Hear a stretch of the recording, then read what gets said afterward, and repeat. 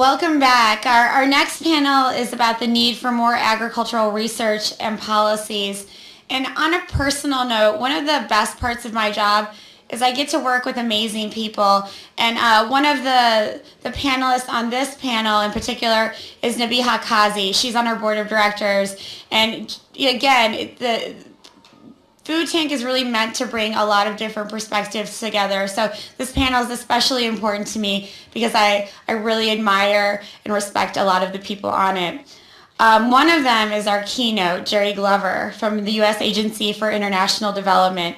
He is also a National Geographic Emerging Explorer, a member of the Food Tank Advisory Board, thankfully. And I think he has one of the coolest jobs on the planet because he gets to work on the benefits of perennial crops for improving soils, for increasing agricultural biodiversity, and improving food security. Our moderator for this panel is Allison Aubrey, who's joining us again today. So she's done double duty. She moderated a panel yesterday, and she's doing it again today. So she deserves a little extra round of applause for joining us both days. So I would like to invite Jerry and our moderator and our panelists to come to the stage. Let's give them a round of applause.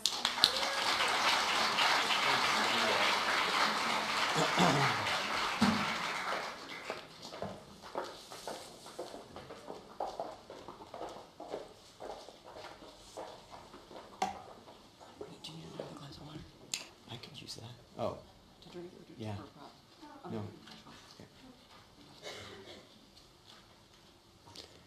Well, good morning. It's great to see everybody here. It's been a great set of discussions this morning. So I really do want to thank Danny and the others at Food Tank, and big congratulations to them. For those of you who follow Food Tank, you'll know that even as great as this event is, their overall work is just splendid. And so I'm very grateful for their work and very grateful to be here today. Also want to point out, this is the International Year of Soils, so happy International Year of Soils. As a soil scientist, I love to see the attention put on soils. But of course, it's not just about soils. As Aldo Leopold pointed out over 65 years ago in his book, Sand County Almanac, land is not just soils. It's a great fountain of energy running through a circuit of soils, plants, and animals. Now, prior to agriculture, natural ecosystems captured sun, used the nutrients in the soil, used water to create the energy that animals used to create their flesh and bones and tissue. The animals defecated and died and return those nutrients roughly back to the same system. So that circuit that Aldo Leopold spoke about was pretty tight and it was pretty closed. Now, with agriculture, we've really changed that, and that's had repercussions throughout the entire circuit. And of course, as we've heard, the circuit doesn't just include soils and plants and the farmers, who are now the main animals on the farming landscapes, but also the consumers, the farm workers, and others.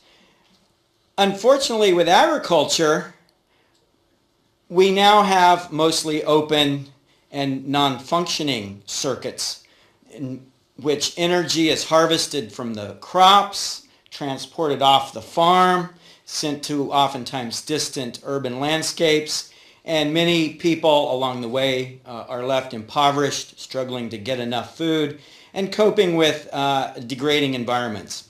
Agriculture often results in land degradation that outpaces land restoration. And that's important to remember because our bones, tissues, the nutrients that form our bodies and those of our children essentially come from the soil itself: phosphorus, magnesium, potassium, sulfur. Those are soil-based. Now, the differences between natural ecosystems and our agricultural systems are really exhibited underground. So this is a wonderful, one of my favorite plants in the world. It's Indian grass from the tall grass prairie region, now nearly extinct in North America. But it was one of the types of plants that provide the regulation of those energy circuits Leopold spoke about. And it's underground that really is the big story. How does it manage nutrients, water, and soil underneath? This is the ecosphere's safety net. Elegant micromanager of nutrients and water. And it's helping close those circuits and ensuring that nutrients are recycled back into the system, that there's plenty of food for the animals, and so on. So in contrast, so this is a perennial. It comes back every year, regrows. Anytime there's available water, available nutrients, temperatures are warm enough, it springs into action. Really serves as a regulator of that energy circuit. In contrast, if we go out to a cornfield in nearby Maryland or Iowa, or roughly anywhere in temperate regions around the world right now, this is what you find. There's no living cover. There's no roots providing a safety net. That circuit is broken. And it has to be reestablished each year by farmers at great expense to themselves and to the environment. Vast areas of land are exposed to soil erosion, nutrient depletion, and so on. And that's kind of the story of agriculture that we constantly need to improve upon. Now, this reality puts a tremendous burden on the true stewards of the planet, the farmers, and especially the millions of smallholder farmers in developing countries that actually produce most of the food that human civilizations rely on. Now, we replace a few elements in some cases, but again, in general, agriculture degrades land faster than it regenerates it. Now, just as farmers are facing the challenge of increasing productivity, some people put our need for increased productivity at 70%, some at 100%, but a growing population will obviously require a bit more additional food. They have to produce more food facing the uncertainties of climate change, facing greater competition for land and water resources from that growing population, and they have to do so relying on the thinnest soils, the most nutrient depleted soils that farmers have ever had to work with in human history. Pretty huge task. Now, oftentimes people don't relate these problems of soil to themselves, and certainly those in this room, we're well buffered against this. But we have to remember, more than 90% of human calories and nutrients come from these land-based farms. And if people in places go hungry, problems arise. As Bob Marley put it, very simply, a hungry man is an angry man. So this is about global justice, and it's about global peace, as well as the environment. Now, of course, as I mentioned, many of us aren't going to go hungry. And I often hear that if we put all of our food together, there would be more than enough to feed the entire planet. Well, that might be true, but food security is a regional and local issue. Huge corn yields in Iowa don't guarantee that a farmer in Malawi is able to produce enough for her family or sell enough to buy food. And huge corn yields in Iowa don't guarantee that a mother in Washington, D.C. has access to nutritious foods in her neighborhood. So it gets complicated very quickly. And to put our arms around these complex issues that involve land, water, soil, and of course the complexity of humanity brings up great challenges. Now, our focus for this panel is to push for better research and policy that can address these issues. I'm going to raise 3 areas that I think that we can bring in and address, and I think these 3 issues will be addressed. Number 1, a more participatory system that serves and supports both farmers and citizens. Farmers too often have to choose between long-term soil and land health versus producing enough in the short term. They need better tools, better management systems that they don't have to make that trade-off. I've advocated for a long time, the development of perennial versions of the major grain crops that would make this corn system function much more like this natural ecosystem that I talked about. Consumers too, though, and the farm workers out there in the fields, policies need to be put in place so that families don't have to choose between health and economic income or basic survival. The second issue is addressing food losses after harvest. This is two different issues largely between developing countries and the developed countries. In developing countries, we need to help ensure that harvests make it to market in good shape. In the developed countries, I think we need some policies to address how can we capture some of the food bought by consumers that could be used in neighborhoods for those in need rather than wasted. Number 3, climate change. I think President Obama put it the best on Monday night. No challenge poses greater threats to future generations than climate change. Farmers in particular are facing this great challenge. Critical research and policies are needed to find the triple wins of producing enough food, reducing greenhouse gas emissions from agriculture, and adapting to climate change. Now I'm going to put a fourth on board that we probably won't get to discuss, but I think it should be on the radar in the future. We need to find alternatives to domesticated crop production. As climate change hits, as the extinction of our fellow species on the planet, we're looking at by the end of the century, this being a very lonely planet packed with 10 billion people, with no space for lions, tigers, eagles, for the ocean's fishes, and so on. I think we need to start envisioning reducing our cropland by half and reducing the impact of agriculture on that cropland by half. So rather than end by saying peace, I'll just end by saying soils. Thank you very much.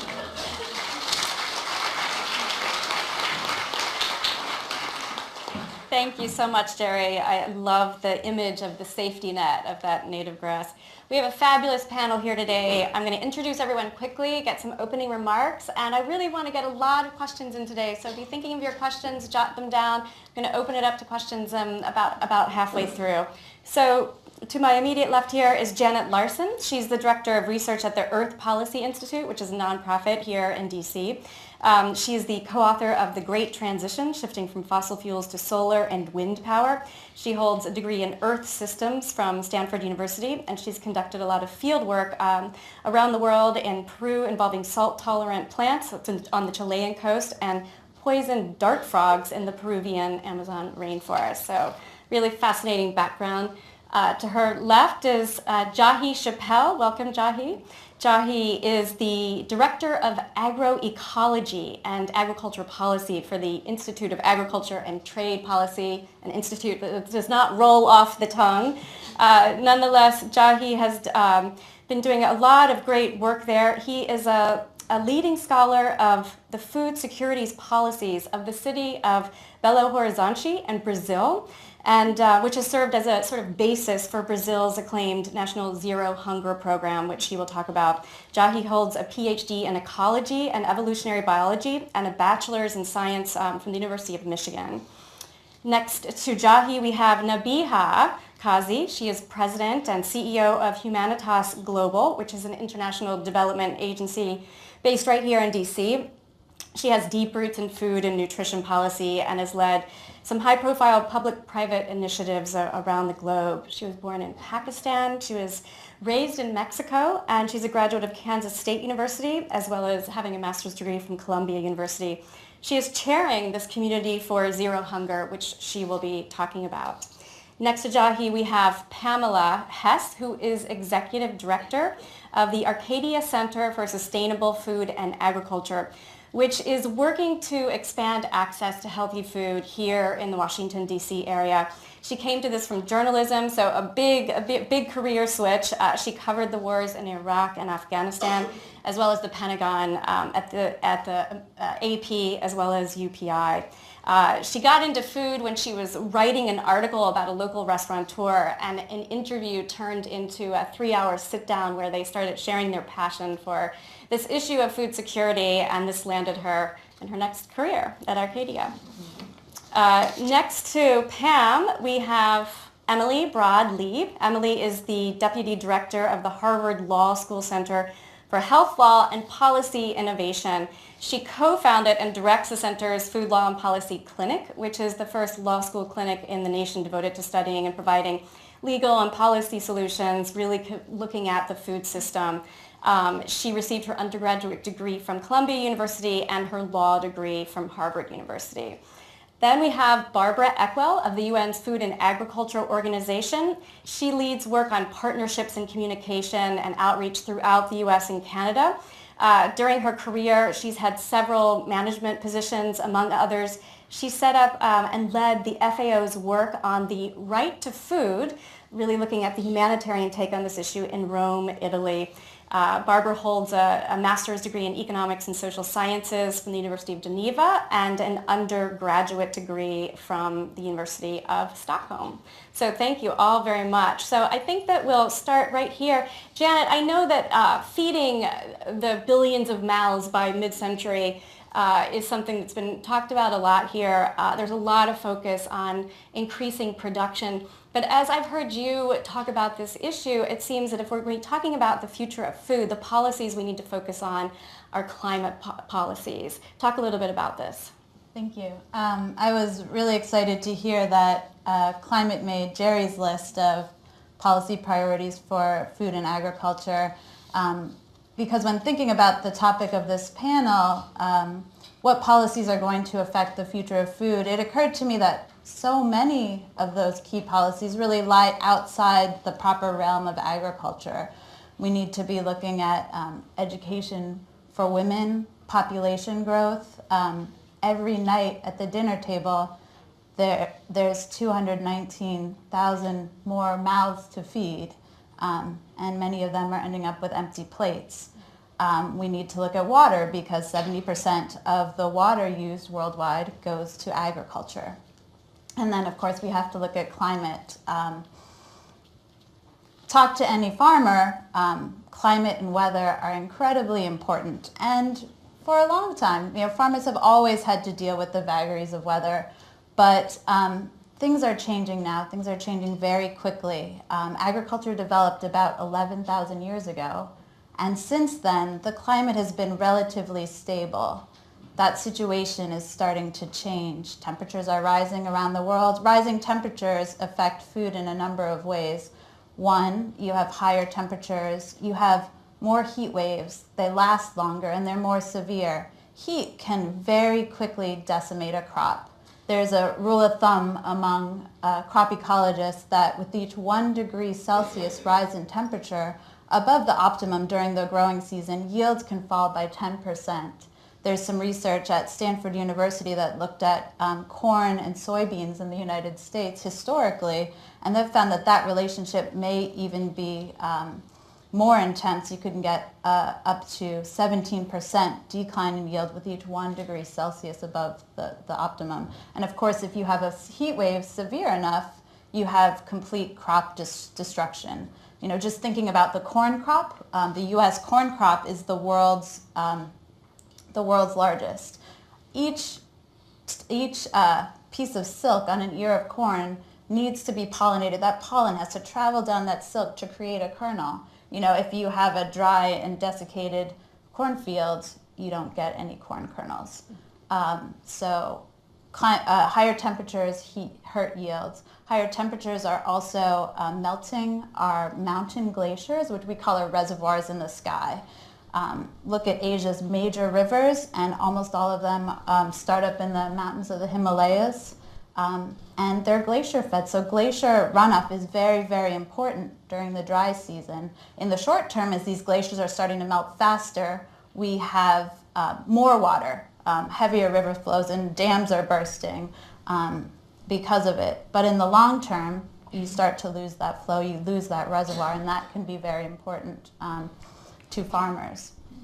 As glaciers melt, we also have our ice caps melting in the Arctic and in Antarctica, which means rising sea levels.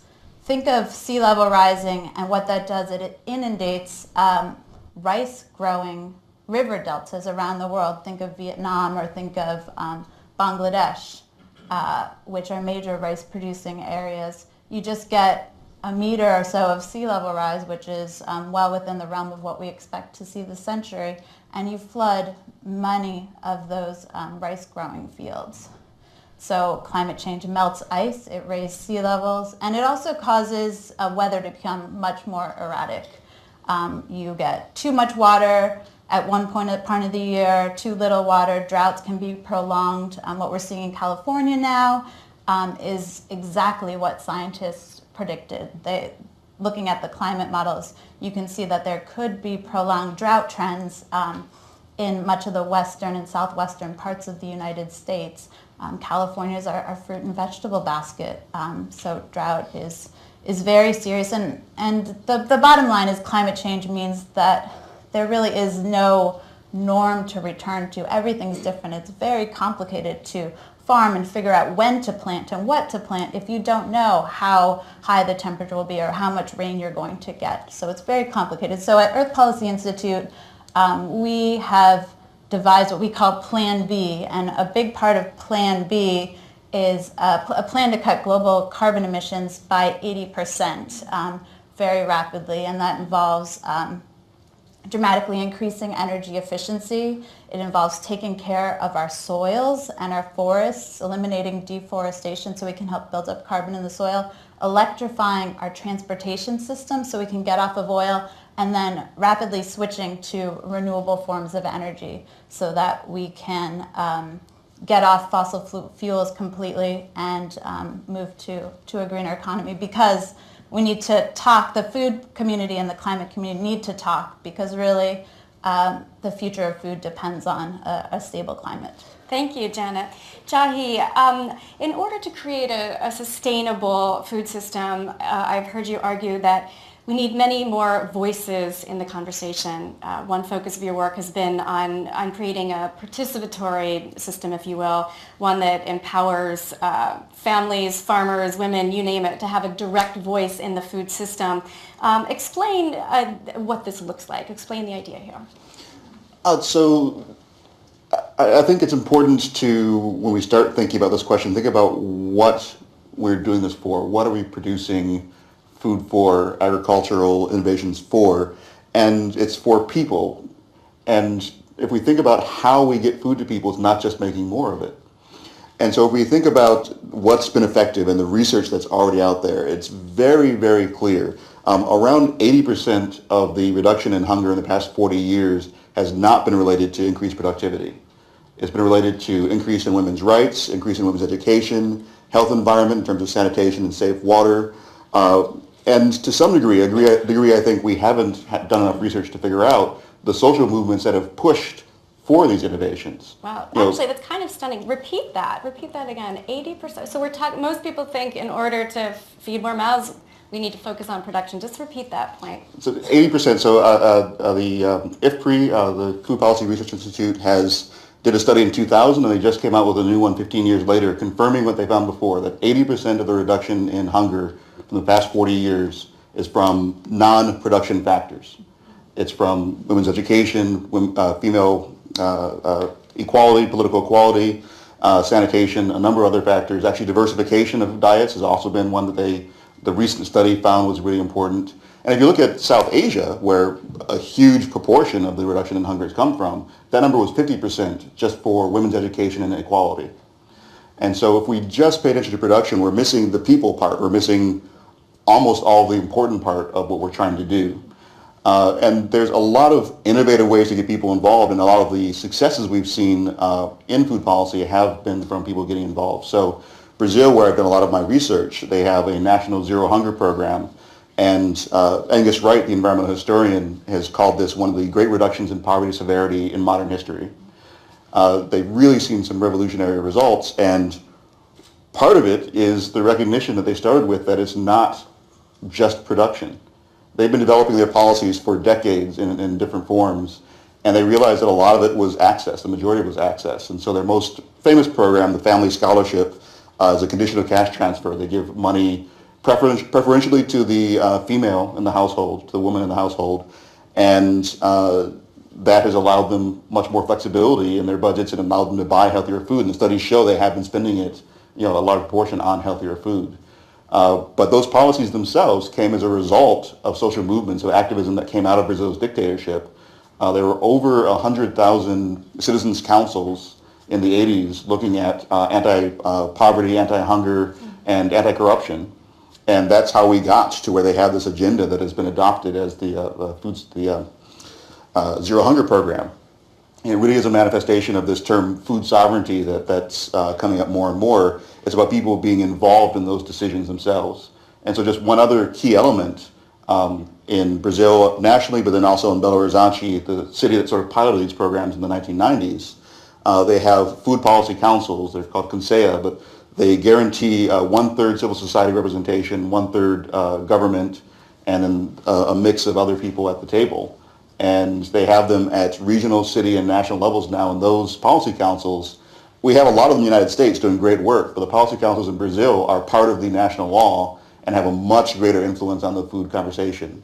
And they have people's voices in them. And in Belo Horizonte, when it first started, the most effective period, the first 10 years where they innovated tons of programs and reduced infant malnutrition by 40%, was when the head of that program, Maria Regina de Bucco, was chairing the local food policy council, and she actively recruited people from all the communities and really made sure that voice was listened to. And everyone I talked to in the city office there says when she was in charge as well, that that same spirit was in the office.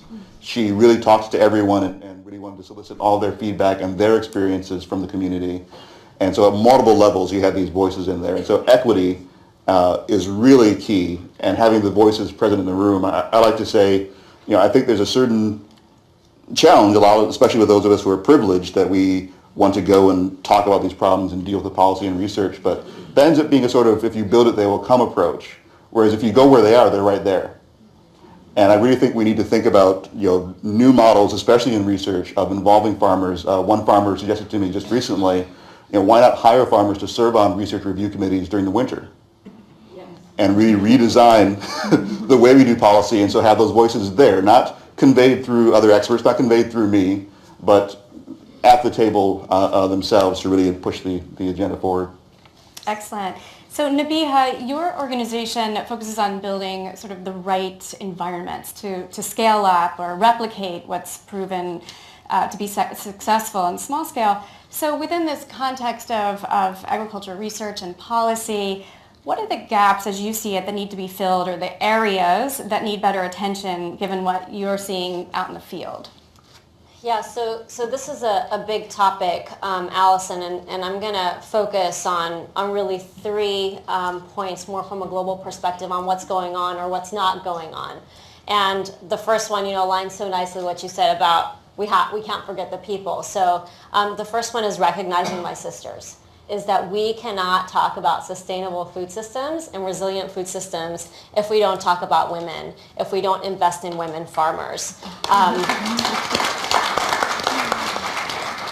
Women farmers produce more than half of our world's food. And if you look at sub-regional data, about 50% of ag outputs in South Asia and 80% of ag outputs in sub-Saharan Africa are all thanks to women. Yet 60% of the world's hungry, they're women. It's a great paradox. We also have a tremendous ag yield and ag output issue, especially when it comes to women farmers. The FAO has reported that if women enjoyed the same access to quality agricultural resources that men did, they could increase productivity on their farms or yield on their farm by up to 30%. And that translates to a reduction in hunger of about 17%. So research and policies really need to be focused on enabling and empowering women so they can thrive, so they can profit, so they can stay, and they can be the best that they can be. Because as it stands, we're falling short. The second area is looking at the delivery side of things. These are things like supply chain issues, demand creation, access to seed, land, technology, awareness building, and other on-the-ground issues that really limit how successful we are in translating research outputs or how effective policies can be. You know, traditionally development as a whole has been very much a philosophy of if it's good, if it's promising, build it and they will come. You know, you just said that as well. And I think the same has traditionally been true in the ag food space. We have spent billions of dollars on interventions, on finding great evidence, on building innovative responses to improve people's lives. Yet so many of them remain stuck in the lab or stuck in a test field, and it's because we consistently, traditionally have been build it and they will come. And we know that that just doesn't work. So as we invest in new tools, as we invest in new seeds, as we invest in new technology, we also simultaneously have to prepare the environment so that these great results and these promising insights can actually be replicated, can be adopted, can flourish in these environments. And we need to make sure that we monitor impact. You know, because it worked in the lab or because it worked in a test field, doesn't mean it's going to work in a community. And maybe it will, but we need to see how this stuff works in real life. And if it's not working, we need to understand why. We need to understand what are the barriers. So as we shape research and as we shape policy, we have to keep the delivery piece of it front and center and make sure that whatever we're putting out there from a food, ag, nutrition perspective is actually accessible to those who need it. And my final point is this point around how research and policy really should support the scaling up of interventions, the scaling up of what we know we have, what we know has worked, of evidence-based initiatives. As Allison mentioned, I chaired the Community for Zero Hunger, which is a tremendous global initiative in response to the UN Zero Hunger Challenge that really was formed from a grassroots movement of some of the most brilliant people in food, ag, and nutrition. And as one of our tasks, we've been having consultations with hundreds of practitioners. I use that word broadly with individuals who are working, whether that's in policy or program or research, in regions that are disproportionately affected by hunger and regions that are also tasked with feeding the world. And in reviewing this feedback from these consultations, and it's still going on, by the way, we hear some of the issues come forward, such as we need better ideas on how we engage with communities. We need lessons learned on how we harvest and conserve water. We need insights on low-tech ideas and approaches to reducing post-harvest loss. We need thoughts and approaches on how we can improve breastfeeding rates. You know, how can we get moms to want to do it and make it easy for them? And the remarkable thing is that on these issues that have been, you know, kind of coming out from these consultations, we have solutions and ideas and insights in other places of the world. So we don't have to spend big money and big time reinventing the wheel on some of these fundamental things that are lacking, that are not accessible to the masses. So yes, we do need investment in better initiatives and better approaches. I'm not saying that we don't, but we also have to invest in scaling up what we know works. I want to conclude with something that the president of the International Fund for Agricultural Development has said, Dr. Kanayo Nwanze. And he said that development is not what we do for people. Development is what people do for themselves. And I think this is so true and it's so important. Our agricultural policies, our ag research needs to be about building environments where food and nutrition is something that is not achieved by institutions or donors or governments. It needs to be something that's achieved by the mother who right now is putting her child to bed hungry. It needs to be achieved by the producer who is at the mercy of the middleman to get their food out into the food system. It needs to be shaped by people who are producing our food, who are feeding their communities.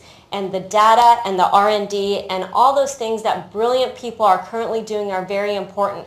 But we also cannot underestimate and we cannot underfund this idea and efforts of keeping our eyes open, putting our listening ears to the ground, and making sure that we know not only what the data says, but what people are saying, because that is very critical in determining what we do, how we go about it, and what our path forward is going to be. Thank you, Nabeeha.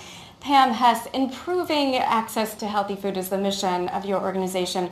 And many low-income families rely on SNAP, the Supplemental Nutrition Assistance Program, formerly known as food stamps, which has seen its funding cut. Talk about the significance, the importance of SNAP to the work that you do and what you'd like to see in terms of future policy vis-a-vis SNAP. Oh, I will. I'm the executive director of Arcadia. We are a local group. We are working to fix the local food system and affect food access, particularly in Washington, D.C. One of my colleagues is here in the turban over there. Juju, raise your hand. Juju's very important to what we do.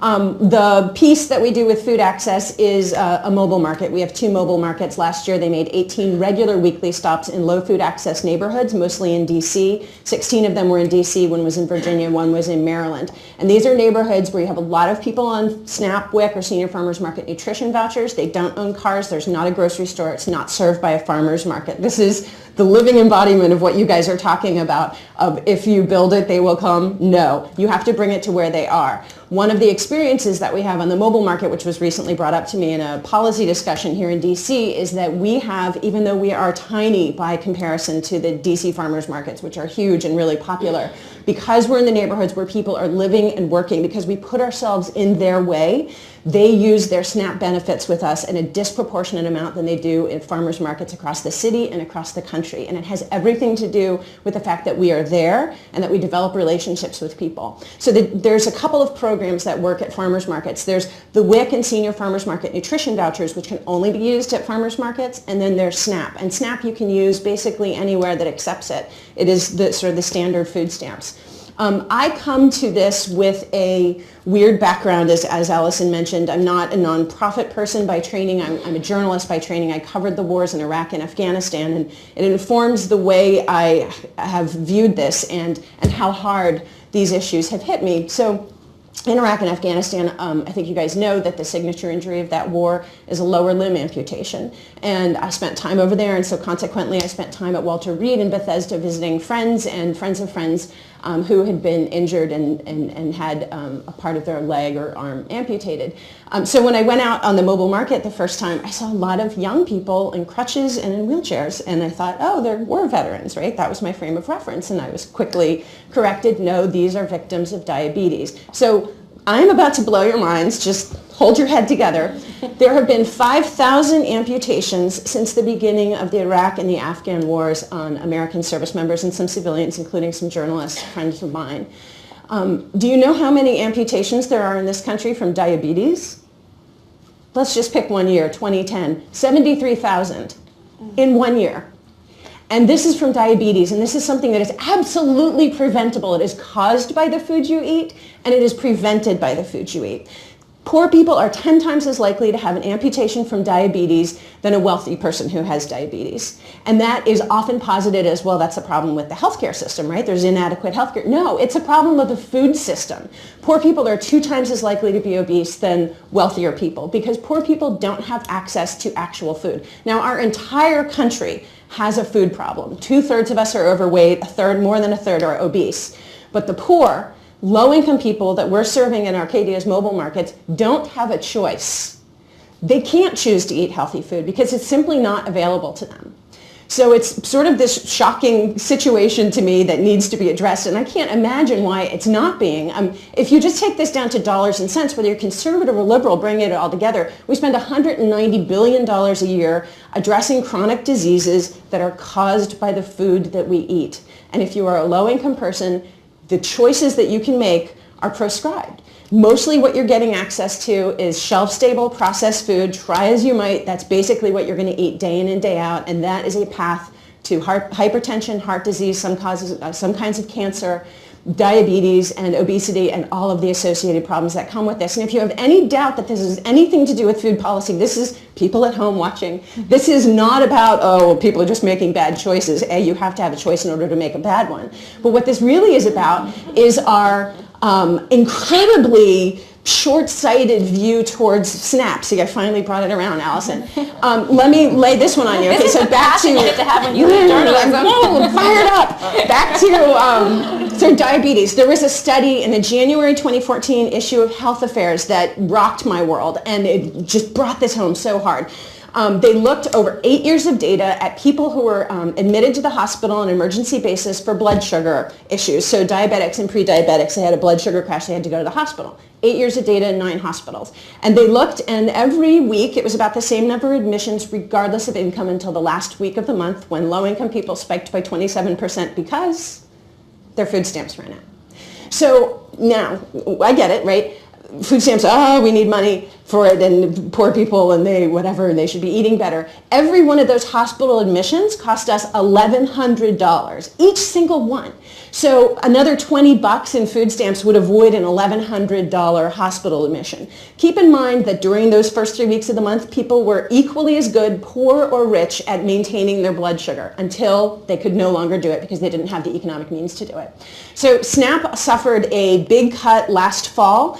In 2009, when the recession had really taken hold, there was the Recovery Act, and they put in a increase in SNAP because a lot of people were losing their jobs and didn't have any money, and that increase automatically disappeared in November, and that was, I think, $5 billion, and it resulted in about $29 in a reduction in how much it was across the board cut and how much people got.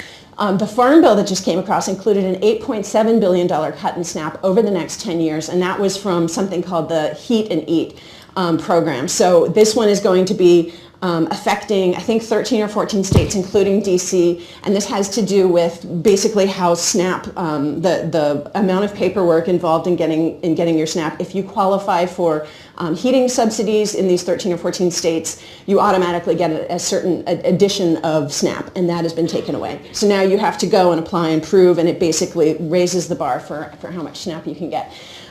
So that's a problem. And I think there's another $6 billion cut that's coming down from the Reinvestment and Recovery Act again. So brace yourselves. It's not going to be pretty. And here's what we see on the mobile market. And it's incredible. And Juju will tell you, most of the people that are shopping with us are working poor. They have jobs. They just can't make ends meet. They can't afford to get to the grocery store. It costs about $4, and for some people that's about a fifth of their food budget all week.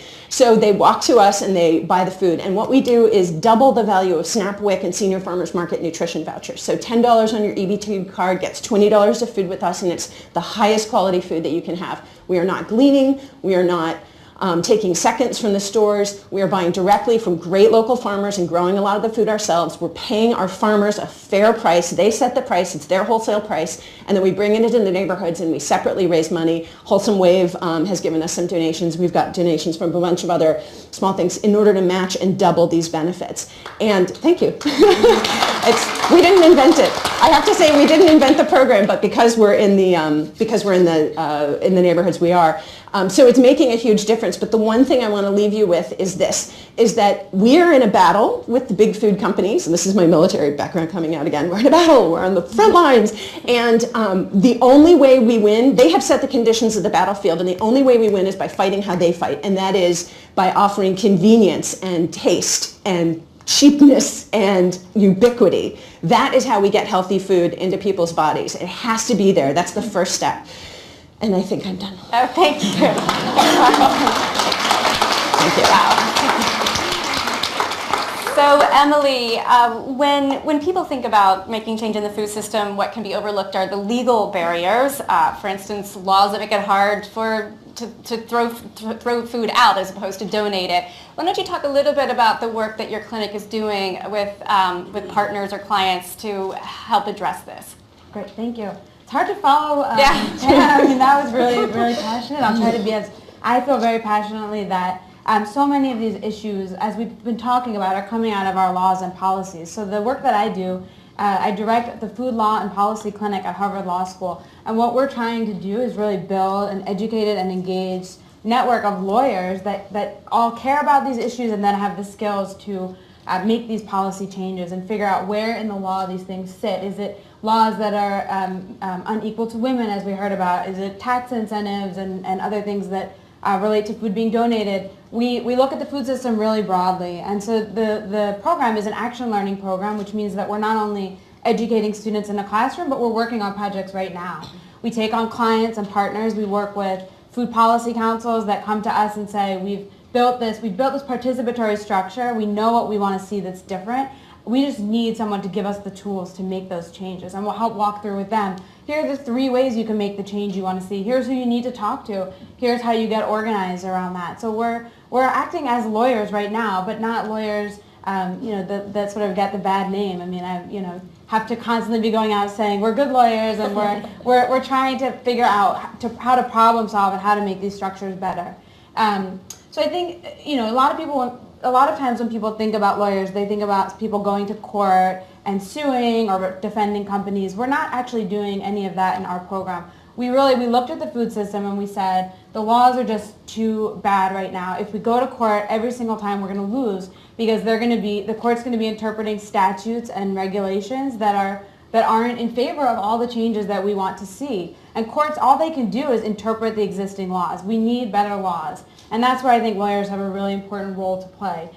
We need laws that allow us to do good things. We need laws that restrict doing bad things. We need laws that actually incentivize and promote innovation and change and the kinds of things that people want to do to see a better food future.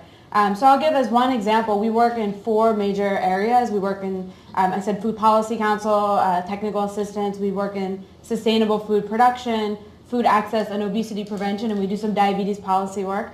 And then we have an initiative all around food waste and food recovery. And in that space, as one example, there are laws that are causing more food waste than we would have. Our liability rules, we have protections, but they're so strict that a lot of companies are just really nervous about donating food. We have things like grading standards for produce and things that people set out and say we're not going to allow produce to be sold. These grading standards are set by USDA, and companies then follow them. So if your cucumber's too small or too crooked, it doesn't meet those grading standards. So that's laws that cause food waste. We have laws that then prohibit people who are trying to reduce food waste. An example of that we've worked on is expiration dates on food. At the federal level, their expiration dates aren't regulated. They have no meaning. But states have jumped in and said, we don't know what these mean, so we're going to try to be overprotective of our consumers and require dates on food and make it difficult for you to then donate the food or sell the food after that date. And it's not related to safety at all, but we've done a lot of work with individual food entrepreneurs. Doug Rao with Daily Table, who wants to sell this food at a low price in a low-income community that needs access and reduce stigma by allowing people to really be empowered to buy this food, but use food that would otherwise go to waste. And we've been working really hard on making that possible and changing that conversation. So those are laws that forbid innovation. Then there's also failure to incentivize all of these great ideas. If we want companies to do things differently, we need to provide them incentives to do something different than business as usual. And an area that relates to food waste is around tax incentives for food donation. Right now we have tax incentives, but the way the federal law works is that they only are available to the biggest grocery stores. They're not available right now to farmers and to smaller stores and to other people. I mean, think about a farmer. If you plant a whole field going back to cucumbers, and for whatever reason they're not the right shape, you have extra that you're not able to sell, there's no money to help you plow those and give them away for free. So being able to have incentives for all of those people to change the way that we're doing things and reduce this 40% of food that we're wasting, that's a big area we're working on. And we have our students actively engaged there. We're working on a film, they're working on legislation, they're working with individual businesses to change the conversation. We're working with state governments to create state-level tax incentives. And these students hopefully are going to then go forward and be lawyers that hopefully will partner with all of you. So I think the other thing I really want to say is that law is just a tool. I mean, I'm not an expert in social science or public health or hard science or any of those things. We know how to use this tool to really improve the food system or whatever system we really put our minds to. And so we need to partner with other disciplines and partner with farmers, partner with communities and food policy councils who either know what the data shows or know equally as legitimate what changes they need to see in their own community. We're able to help them make those changes. So I wanted to just say tell about one thing we're doing, which I'm excited about and I can talk more about. We are this year hosting a Harvard University-wide food system challenge. So this is a challenge to the entire student body to come up with innovations or ideas that make the food system healthier, more sustainable, and more equitable. So students are going to put in their proposals. They're coming in a few weeks. I'm very excited. And then there'll be finalists, and then at the end of the year, there'll be winning teams that will actually get a cash prize to go and implement their new ideas. And this is huge. I mean, that Harvard is, doing this across the university. We have 2 deans, the dean of the law school, the dean of the public health school are sponsoring this. So I'm excited, and I think it's really an important way for us to see these cross-disciplinary partnerships and incentivize the partnerships, the innovation, and hopefully the policy changes that can make all of these dreams come true. Thank you so much. So, Barbara, one of the interesting points that's been made already is the injustice of the reality that in the developing world there are many farmers struggling. They're producing food, but sometimes going without themselves. And so if you want to weigh in just on what policies, research are needed to help support family farmers and address this situation. And just after Barbara, I'm going to open up to questions, so get your questions ready. Yes, thank you. I think it's fantastic that we are having this discussion about policies. I'm really happy about it. And there's one message coming out very strongly from this panel, and it is that policies matter when we discuss food.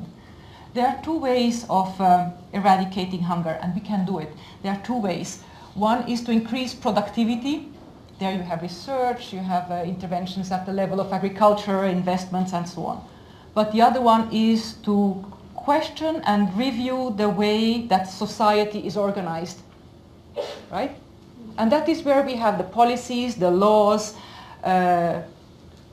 diminishing inequalities and so on coming in. In this, I was very much inspired by the keynote speech by Kathleen Merrigan yesterday, and she made the point that food is a political problem. Food, women's empowerment is a political problem. So if we want to solve that, we need to have also political means complementing the scientific means to eradicate hunger. Allison, you mentioned the contradiction that exists, that those producing food, and Roger Turo yesterday also mentioned, those producing food are those who are suffering from hunger. It's a huge contradiction. And Jerry today mentioned the International Year of Soils and how important it is to conserve, to protect our soils. So that brings me automatically into one question, brings me to give focus to the issue of family farmers. Why? 75% of the land area used for agricultural production is managed by family farmers. And they produce 80% of our food. There are many family farmers out there. About 90% of all the farms are family farms. 500 million. Yet they don't have a voice. And that is why last year was declared International Year of Family Farming. And we want to give them a voice. They have an important role to play to promote food security, to preserve, protect the environment, and also for economic development. And this is why the Food and Agriculture Organization, for which I'm working, last year produced a publication called The State of Food and Agriculture, dedicated to innovation in family farming. And the publication came to the conclusion that family farmers are efficient. Compared to the land and the inputs that they have, they are producing a lot of our food that we eat. But they have been unable to fully reap the benefits of their hard work. And we need to look into this. The publication also recognizes the huge potential that family farms have to eradicate hunger, preserve the environment, and contribute to economic development. So it's not about charity when we have a focus on family farms. Now on the issue of policies, which type of policies work best for family farmers? One big area is the whole area of policies related to governance, to peace and stability. because farmers cannot move their activity to another place very quickly, like other professions can. They need policies that improve agricultural productivity, but also that improve their access to the market so that they can sell what they are producing. It's about policies that give access to credits, access to land, the whole issue of land governance. They need safety nets, because without safety nets, they will be less inclined to take the risks to innovate and try something new. So these are some of the policies that are helpful. Now, when we talk about policies, it's not only about the area, but also how policies are developed. They need to be developed in a participatory manner. I think it has been said in this panel already, but also based on evidence. We need to have data, and especially we need to have disaggregated data by gender, by social group, and so on, in order to adopt the best possible policies. Policies need to have a very clear objective. You need to have benchmarks and indicators to actually be able to measure the success or not of the implementation of the policy. Thank you so much, Myra. So, oh, go ahead. To conclude, I was just thinking as I speak, you need to measure, right? And this is something important. For example, for family farmers, I would like to see today a baseline showing what is the nutritional status of family farmers, what is the health of the soils that they are producing on, what is their financial situation, and then measure that again in 5 years, in 10 years, to see if a policy has had an impact. Now, to conclude, I like very much to quote from Albert Einstein. He said something in the sense that we cannot solve problems using the same tools that we used when we created them. So clearly, we have to think out of the box. And for me, I mean, this means to link the tools that science offers together with the tools that politics offer. It means also to, if there is a question of food, of hunger, we need to concentrate those policies on those who are hungry and have them participating in policy making. We can do it, and if we do it and when we do it, it will benefit us all. Thank you so much. So this is a question that came in online. Andrew Jwalik asks, what are the ways that our economy and food system can be less dependent on corn products and corn production? I don't know if that's something that anyone wants to take on. Janet? Sure. Yeah, our food system is very dependent on corn. When you open your refrigerator, it's almost all corn. If you eat milk, butter, eggs, sausage, ham, ice cream, those are products that all contain corn because it's corn that's fed to animals and then turned into the products.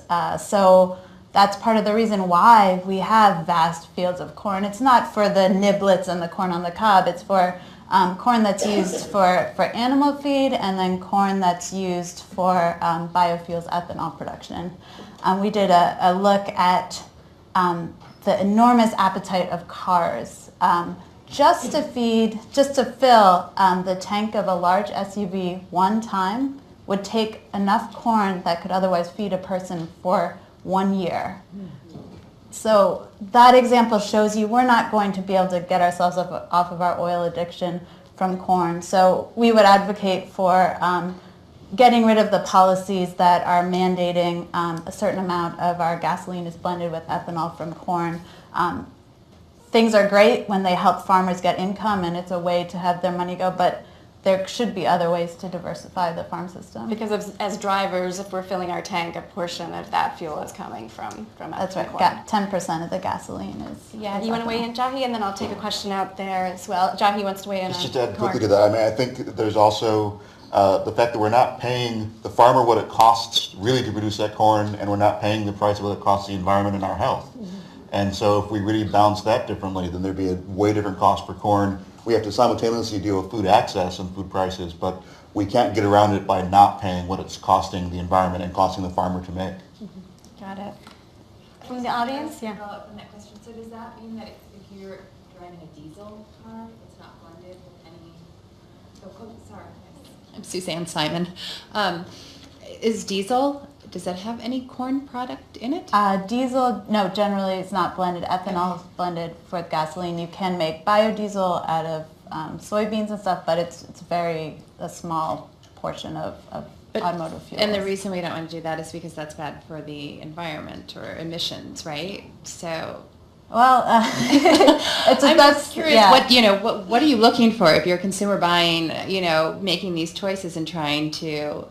In an ideal world, we would get off liquid fuels in our transportation system just because we can't grow them. We don't want to frack for them or import them from unstable regions of the world. So we need to have homegrown electricity where we can plug in our vehicles when you need a vehicle, but better have transportation systems that are diverse. So you can have buses and cars and bike shares and pedestrians and everything. So we don't need to use our food for fuel. Okay, so got it. Thank you. Got it. And a question from, if you hand the microphone back, in the blue sweater. Hi, I'm interested in, so there's this idea that food is political and that we need better laws. But I think as most citizens, we were asked either to consume well or we're asked to sign a petition, and occasionally we might be asked to vote for somebody because of food issues. Well, what should we be doing beyond just petitions and voting every 2 years? Do you want to take that, Emily? Sure. That's a really good question. I think I talked earlier about food policy councils, which Jahi also mentioned, that are just a way that if you really want to take these additional steps, getting involved in your community, and they're getting really common. I mean, a lot of cities, a lot of states have these councils, and I think they're great ways to either be pretty involved, or a lot of them have made it part of their mission to do broader outreach and try to get more grassroots and bring in other voices. So I think it's a way to get involved, get networked, get educated about these things. And I think as well, there's been so much of a focus on federal policy. And I think, federal policy is huge around corn, around subsidies, around a lot of the things we've talked about. But what we've really seen, or in my work at least the past few years, is there's been a boom in innovation and policy change at the state and local level. Some of which is, I think, cities and states realizing they have a lot of power that they didn't know they had. And some of it's been cities and states identifying policy changes that then the federal government adopts, like menu labeling, like trans fat bans. A lot of these things started with cities saying, those were both New York actually, but saying we want to make this change. So I think there's a lot of levels that you can get involved and give your input and then hear about the ways that you can be pushing for things. And I think it's great that we're all signing petitions online and that kind of things, but there are ways to get more active and be more engaged day to day. I feel compelled to mention that we recently had a report at ITP come out called Deepening Food Democracy that talks about a variety of ways of participating. Great. I'm going to take the liberty of taking a couple more because I know we're headed to lunch. And yesterday, Danny expanded. Is that all right? Can I do that? No, Yes, I can do that. Oh. The panel will stay. All right. One more question. Oh, Danny, you want to weigh in? Okay, all right. So what I'm hoping is that you guys keep the conversation going. I'm sorry that we ran out of time. Thank you to all of the panelists. It's been fascinating, but it's tip of the iceberg. I would love to hear more. Thank you.